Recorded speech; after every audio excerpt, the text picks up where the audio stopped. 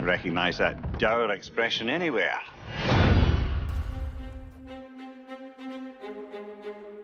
And that was the PlayStation Showcase. We've got more info and updates coming right now, and I'm in fact joined by no less than PlayStation Studios head Herman Hulst. Herman, really strong showing here from PlayStation Studios tonight, including an awesome new look at GT7 and finally a release date. GT7 is coming in March, and I don't think fans are going to be disappointed with what Yamauchi-san and Polyphony have been working on. And what we're doing with GT7 is we're pulling from the entire history of the franchise, taking some of the best features into GT7. GT campaign, arcade missions, all that good stuff. And I got a chance to play, and it just looks and plays sensationally. The haptics, the vibrations, you feel the rolls, the pull and the weight of the different cars. I'll tell you, the one thing that I personally really liked is the braking variations through the adaptive triggers. That really kind of makes you feel like you're an incredible racer, and for me, that's great. Great to hear that about GT7. I can't wait to play that, but I also really wanted to talk about Insomniac. I mean, this is a studio that is absolutely on fire the last year, maybe 18 months with Marvel Spider-Man Miles Morales, Ratchet & Clank, A Rift Apart, and now two big reveals tonight in the form of Marvel's Spider-Man 2 and Marvel's Wolverine. It's kind of a shock. You work really closely with Insom, Herman, so what can you tell us about just why Insom gets so fired up about the Marvel Universe? I mean, Sid, you said it, Insomniac are on fire. They've been just so productive. And I think the team in Insomniac, they're really always challenging themselves to raise the bar with their approach to storytelling and craftsmanship. And it's really evident in the consistently high quality of games that they've been delivering over the years. I think on top of that, they really prize collaboration amongst their team.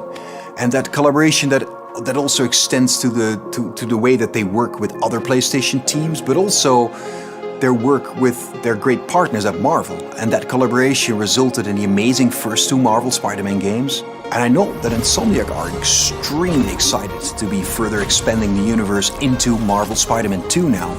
And they're also going to be raising the bar again, in terms of immersion, action, visual fidelity.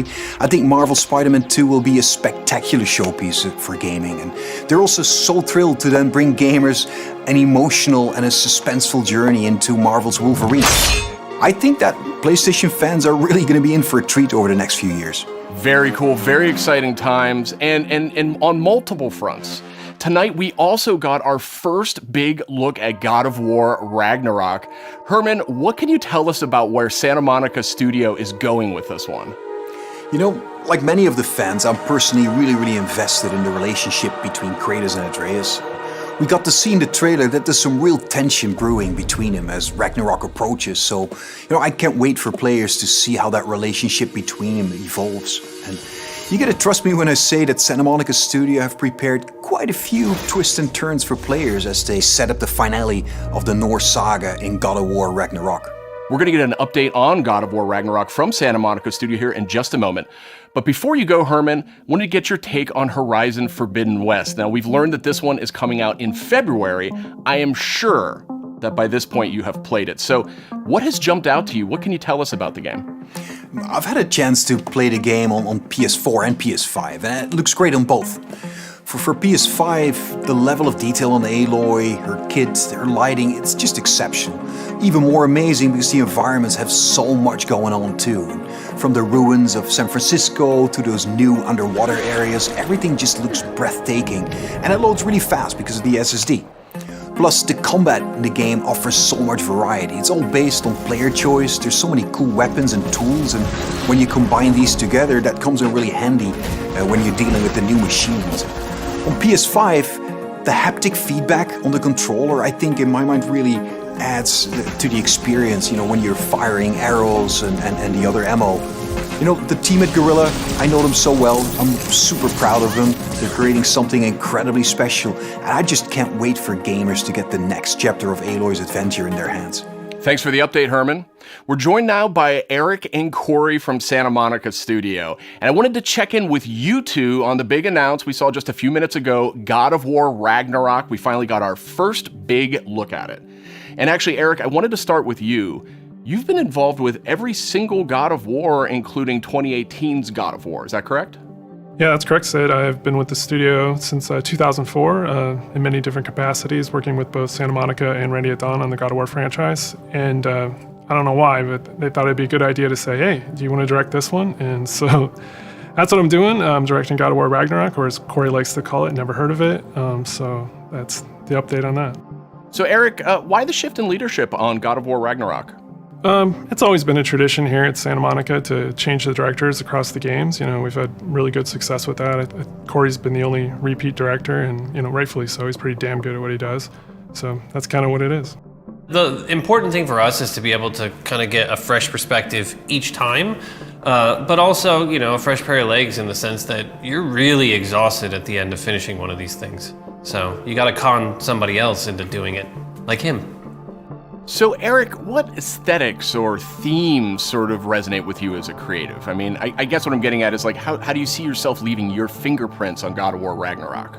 It's kind of the designer in me wants to answer one way, but as a director, you have to answer a different way. I think you have to learn how to jettison your own profession when you switch over to the director's role, which I'm sure Corey can understand. I mean, he kind of animated a little bit on God of War 2, and we kind of had to throw it all out, except for that sneaky backflip that Kratos has never done again that we left in. But that's the perk of being the director, I guess. But, you know, from my point of view, like, we want to tell a very heartfelt and epic story as, you know, a father and son go on a journey, and they kind of struggle with holding on to stuff and letting go of things. You know, it's a very difficult kind of human condition that we all deal with. And we kind of want to arrive at that by taking like slices of life or family, you know, drama, if you will, and kind of juxtapose that against big Norse backdrop. And, you know, at the end, we just want to have an ending that feels very, you know, surprising yet inevitable based on all those things. But it's kind of, you know, I'm from the Midwest, so like slice of life, very common, mundane things are just as interesting as big world events. And so we try to collide those things together. It's, you know, make an experience that's very worthy of the God of War name. So with the game officially being called God of War Ragnarok, I guess it doesn't take a genius to think that perhaps Ragnarok factors into this game in some manner. Can you confirm that, Eric? Yeah, I mean, you can't call the game God of War Ragnarok and not have Ragnarok happen in the game. So, you know, it's going to happen. We're going to cap off the Norse series with it. And I think Chris Judge said it best in the announced trailer last year. Prepare yourselves. The last game ended with a teaser of sorts for Thor. And I just got to know, was that Thor's voice we heard in the trailer just a few minutes ago? That was definitely Thor's voice that we heard in the trailer. Thor is being played by Ryan Hurst, which you might know him from Sons of Anarchy. He played Opie, one of my favorite characters ever. And we're just delighted to have him come play in the God of War sandbox. And his take on Thor and our take visually on Thor is very different than the hunky Australian you might know. You know, he's much closer to the Norse mythology version. You know, he's this big, burly, almost hedonistic man-child, red hair, you know, left-handed, just a little off-kilter than the Thor that a lot of people know right now. So I can't wait for people to experience more of that when the game's done. We also heard the name Odin in tonight's trailer. So I imagine if we're going to experience Ragnarok, Odin's going to have to play a pretty big role here, right?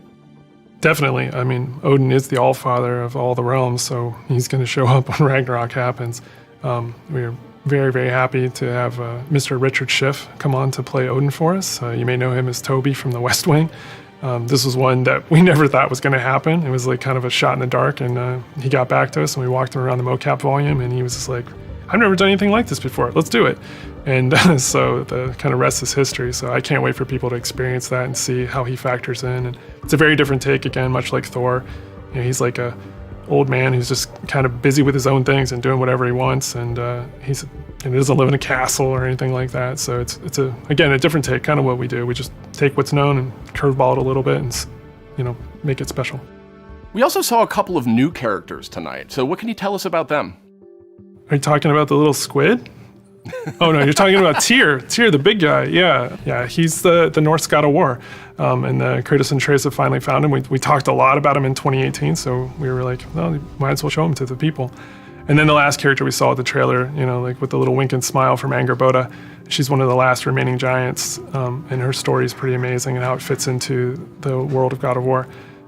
Tyr is being played by Ben Prendergast, who's been completely absorbed in the role, even though he is not a giant as Tyr is.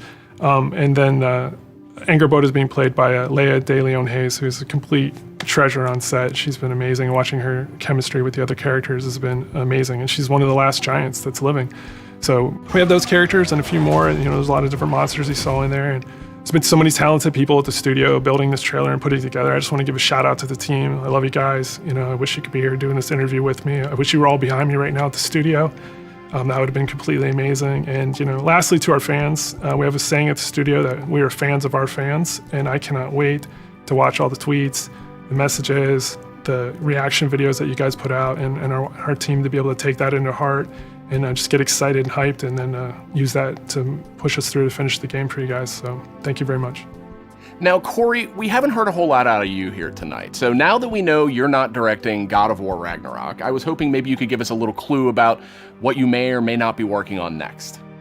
Oh, you'd like that, wouldn't you? You'd like me to just spill the beans and tell you everything that's going on right now. We're actually doing a bunch of stuff. It's really exciting, all the things that we're doing, and you're tempted to know what is this, but I don't really have anything I can talk about right now specifically, mostly because we're really focused on God of War Ragnarok, that I am incredibly excited that I finally understand that that's what everyone was saying, God of War Ragnarok. I was way off. I was thinking it was something else that they were talking about.